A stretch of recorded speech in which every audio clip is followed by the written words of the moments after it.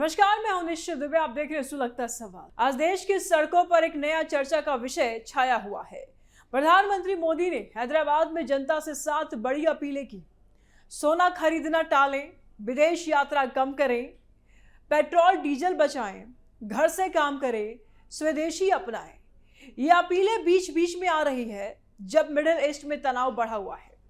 तेल की कीमतें आसमान छू रही है और देश के विदेशी मुद्रा भंडार पर दबाव बन रहा है। क्या ये अपीलें सिर्फ सलाह है या फिर बड़े संकट की तैयारी? विपक्ष इसे नाकामी बता रहा है तो सरकार कह रही है कि देश पहले। और ऐसे में कई सवाल सुलग रहे हैं। पीएम की अपील के पीछे क्या कोई बड़ी वजह है? पीएम की अपील पर विपक्ष का क्या रिएक्शन? क्या देश में फिर लगेगा लॉकडाउन? फ्यूल स्टॉक पर क्या बोला पेट्रोलियम मंत्रालय? कौन कौन देश इस फॉर्मूले पर चल रहे हैं? प्रधानमंत्री मोदी ने हैदराबाद में जो 7 अपीलें की, उनका सीधा संबंध वैश्विक हालात से है। मिडिल ईस्ट में ईरान से जुड़ा संघर्ष चल रहा है, जिसकी वजह से स्ट्रेट ऑफ हॉर्मुज प्रभावित हुआ। दुनिया का बड़ा तेल रूट बाधित हो रहा है। भारत तेल का बड़ा आयातक है। करीब 80 से 85% क्रूड बाहर से ही आता है। कीमतें $100 प्रति बैरल के पार पहुंच गई है। इससे न सिर्फ पेट्रोल डीजल महंगे होने का खतरा हो चुका है, बल्कि विदेशी मुद्रा भंडार पर भी दबाव पड़ रहा है। सरकार का कहना है कि सोना खरीदना टालने से अरबों डॉलर बच सकते हैं, क्योंकि भारत दुनिया में सोने का दूसरा सबसे बड़ा आयातक है। शादियों और त्योहारों में भारी मात्रा में सोना आता है। विदेश यात्रा, खासकर डेस्टिनेशन वेडिंग्स टालने से भी विदेशी खर्च कम होंगे। घर से काम करना, मेट्रो और पब्लिक ट्रांसपोर्ट इस्तेमाल करना, पेट्रोल बचाना, ये सब मिलकर आयात कम करेंगे और रुपया मजबूत होगा। फॉरेक्स रिजर्व फिलहाल करीब 690 से 691 बिलियन डॉलर के आसपास है। कुछ हफ्तों में गिरावट आई है। पीएम मोदी का संदेश साफ है, राष्ट्र पहले, व्यक्तिगत आराम बाद में। यह कोविड काल की तरह जिम्मेदारी का आह्वान है। इकोनॉमिस्ट कह रहे हैं कि अगर जंग लंबा चला तो CAD यानी कि करंट अकाउंट डेफिसिट बढ़ सकता है। स्वदेशी अपनाने और केमिकल खाद कम करने की अपील भी आत्मनिर्भर भारत को मजबूत करने की दिशा में है। कुल मिलाकर ये अपीलें तत्कालिक संकट प्रबंधन और लंबे समय की आर्थिक सुरक्षा दोनों का हिस्सा लगती है। जनता को शामिल करके सरकार बोझ बांटना चाहती है। क्या एक्शन ले रहा है पक्ष और विपक्ष? सरकार की तरफ से पीएम मोदी की अपील के बाद केंद्रीय मंत्री और बीजेपी नेता सक्रिय हैं। गिरिराज सिंह जैसे नेताओं ने कहा कि जनता पीएम के आह्वान पर अमल करेगी। राहुल गांधी देश की नब्ज नहीं समझते हैं, इसलिए अलबल बयान दे रहे हैं। तेल मंत्रालय ने स्टॉक पर्याप्त बताया। कुछ राज्यों में पब्लिक ट्रांसपोर्ट को बढ़ावा देने की बात हो रही है। केंद्र ने तेल कंपनियों को निर्देश दिए हैं कि कीमतों पर काबू रखा जाए और अंडर रिकवरी को ऑब्जर्व किया जाए।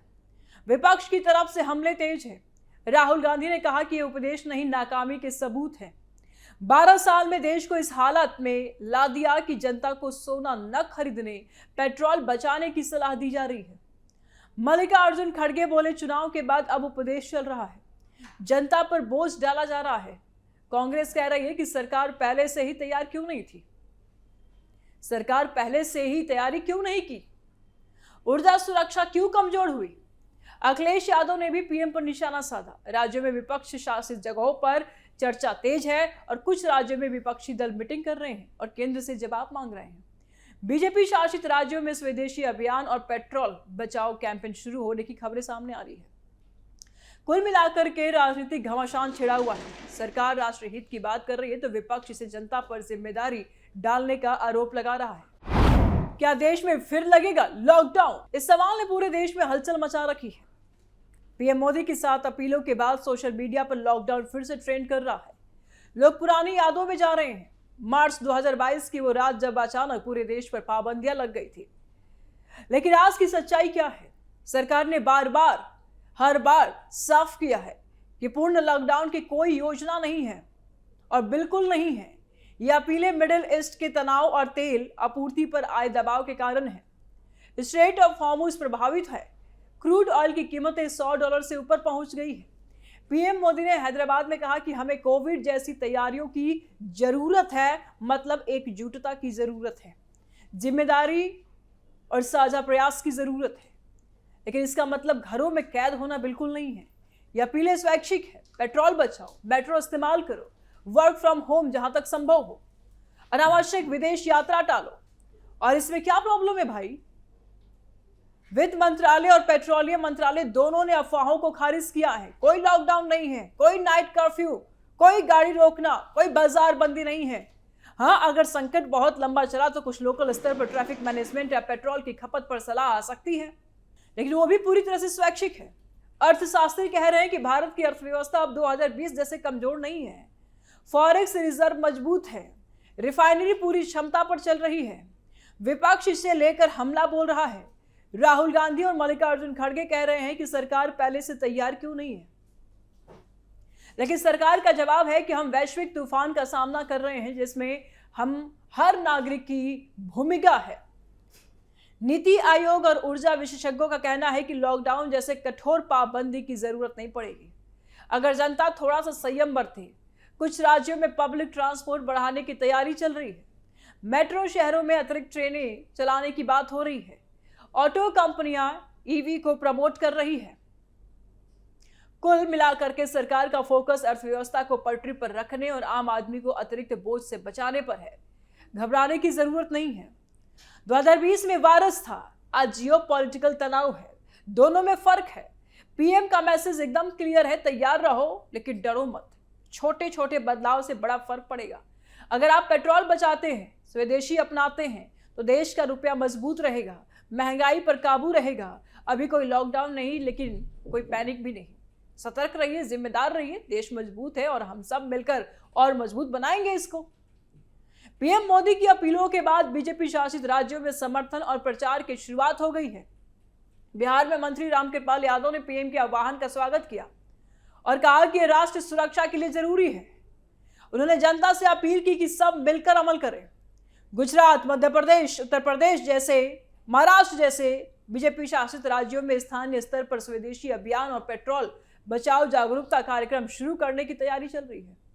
कुछ जगहों पर पब्लिक ट्रांसपोर्ट को बढ़ावा देने और कार पूलिंग को प्रोत्साहित करने की बात हो रही है,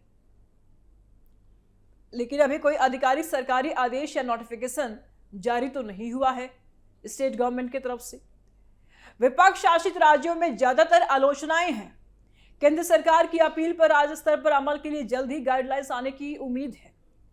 बीजेपी शासित राज्य ज्यादा सक्रिय दिख रहे हैं, जबकि विपक्षी राज्य आलोचनाओं पर जोर दे रहे हैं। पेट्रोल, डीजल और एलपीजी के स्टॉक पर क्या बोला पेट्रोलियम मंत्रालय? पेट्रोलियम मंत्रालय ने पीएम मोदी की अपील के तुरंत बाद विस्तृत बयान जारी किए हैं।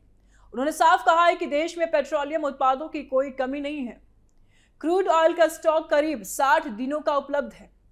पेट्रोल और डीजल की लगभग इतना ही कवर है। एलपीजी के लिए रोलिंग स्टॉक तकरीबन 45 दिनों का है और घरेलू उत्पादन बढ़ाया जा रहा है। सभी रिफाइनरी तकरीबन 100% से ज्यादा क्षमता पर चल रही है। पेट्रोल पंपों पर लाइन नहीं लग रही है। सप्लाई चेन पूरी तरह सामान्य है। मंत्रालय की ज्वाइंट सेक्रेटरी सुजाता शर्मा ने कहा कि पैनिक बाइंग बंद करें। कुछ लोग अफवाहों में आकर ज्यादा स्टॉक कर रहे हैं, जिससे असुविधा हो रही है। सरकार ने सभी तेल कंपनियों को निर्देश दिया है कि सप्लाई बिना रुके जारी रखें। एलपीजी के मामलों में घरेलू उत्पादन 20% बढ़ाया गया है। कॉमर्शियल एलपीजी को पहले कुछ पाबंदी के बाद तकरीबन 70% तक बहाल कर दिया गया है। ऑटो एलपीजी की बिक्री भी बढ़ रही है। मंत्रालय ने साफ कह दिया कि हम वैकल्पिक स्रोतों से इंपोर्ट कर रहे हैं, कोई राशनिंग नहीं, कोई कीमत बढ़ोतरी का तत्काल प्लान तो नहीं है।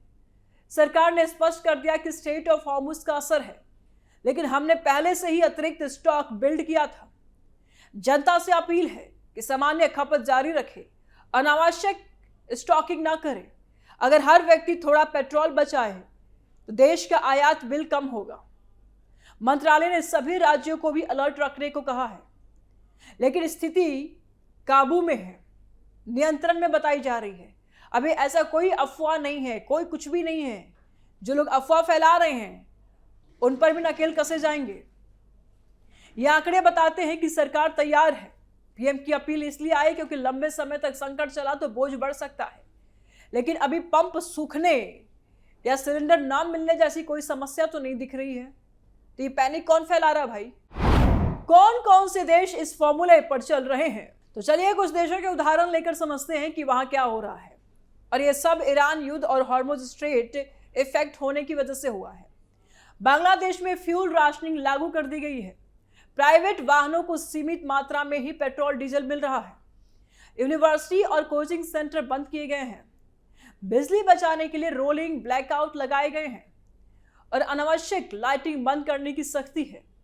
वहां सरकार ने कहा कि पेट फैक्ट्री चलानी जरूरी है और इसलिए आम लोगों पर बचत का बोझ डाला गया। इजिप्ट में क्या हो रहा, चलिए ये भी देख लेते हैं। भारत में तो विपक्ष कूद रहा है। इजिप्ट में दुकानें, मॉल, रेस्टोरेंट रात 9 बजे अनिवार्य रूप से बंद करने का आदेश है। सरकारी इमारतों में एसी बंद, स्ट्रीट लाइट्स डिम की गई है और गैर जरूरी प्रोजेक्ट्स टाल दिए गए हैं। वहां में पेट्रोल की खपत कम करने के लिए ऑफिस टाइमिंग में बदलाव किया गया है। पाकिस्तान में 4 दिन का वर्किंग वीक लागू कर दिया गया है। सरकारी कर्मचारियों के लिए 50% वर्क फ्रॉम होम कर दिया गया है। हाईवे पर स्पीड लिमिट घटाई गई है और स्कूल कॉलेज बंद कर दिए गए हैं। फ्यूल अलॉटमेंट भी विभागों को काट दिया गया है। श्रीलंका में हर बुधवार को पब्लिक हॉलिडे घोषित कर दी गई है। अब संडे तो छुट्टी है, बुधवार को भी है। फ्यूल राशनिंग भी शुरू हो गई है। कारों को हफ्ते में सिर्फ 15 लीटर पेट्रोल डीजल, मोटरसाइकिल को 5 लीटर, पब्लिक ट्रांसपोर्ट को प्राथमिकता दी जा रही है। फिलीपींस ने नेशनल एनर्जी इमरजेंसी घोषित की है। कुछ ऑफिस में 4 दिन तक काम करना है, उसके बाद छुट्टी, और एसी का इस्तेमाल सीमित है और पब्लिक ट्रांसपोर्ट को सब्सिडी दी जा रही है। म्यांमार में ऑड इवन रूल है, यानी कि लाइसेंस प्लेट के आधार पर गाड़ी चलाने की छूट है, लागू है। पब्लिक ऑफिसर्स के लिए 1 दिन अनिवार्य वर्क फ्रॉम होम है और फ्यूल कोटा सिस्टम शुरू किया गया है। यूरोप में पेट्रोल पंप पर खरीदारी की सीमा लगा दी गई है। दक्षिण कोरिया और कुछ एशियाई देशों में सरकारी कर्मचारियों के लिए गाड़ियों के इस्तेमाल पर साप्ताहिक प्रतिबंध लगा दिए गए हैं। इन देशों में नियम इसलिए लगाए गए हैं क्योंकि उनके पास स्टॉक कम है। भारत में अब स्टॉक 60 दिन का क्रूड, 60 दिन का गैस, 45 दिन का एलपीजी उपलब्ध है। पेट्रोलियम मंत्रालय ने कहा कि सप्लाई सामान्य है। पीएम मोदी की अपील ठीक उसी वजह से स्वैच्छिक है। अनिवार्य नियम नहीं लगाए गए हैं, लॉकडाउन नहीं है। वो कह रहे हैं कि हम सबको मिलकर थोड़ा संयम बरतना चाहिए, बरतें तो लॉकडाउन या राशनिंग जैसी स्थिति नहीं होगी जो बाकी देशों में हो रहा है। अभी घबराने की जरूरत नहीं है, लेकिन सतर्क रहना जरूरी है। छोटे छोटे बदलाव से देश का बोझ कम होगा। अपनी राय आप कमेंट बॉक्स में जरूर दें। वीडियो को लाइक करें, ज़्यादा से ज़्यादा शेयर करें, चैनल को सब्सक्राइब करें। जल्द मिलते हैं नए अपडेट के साथ। दीजिए इजाज़त, नमस्कार।